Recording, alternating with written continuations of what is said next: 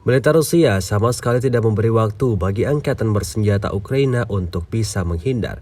Serangan yang dilayangkan pasukan Rusia dipastikan lebih cepat dari langkah kaki tentara Ukraina. Baru-baru ini heboh sebuah rekaman di media sosial Telegram pada Senin 29 Mei 2023. Videonya memperlihatkan detik-detik lenyapnya militer Ukraina di dalam parit mereka sendiri.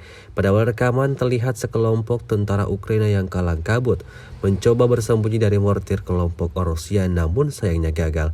Seperti yang terlihat dalam rekaman, tentara Ukraina yang sebelumnya bersembunyi dapat dipastikan tewas mengenaskan. Hingga video ini beredar, beragam komentar dituliskan warganet.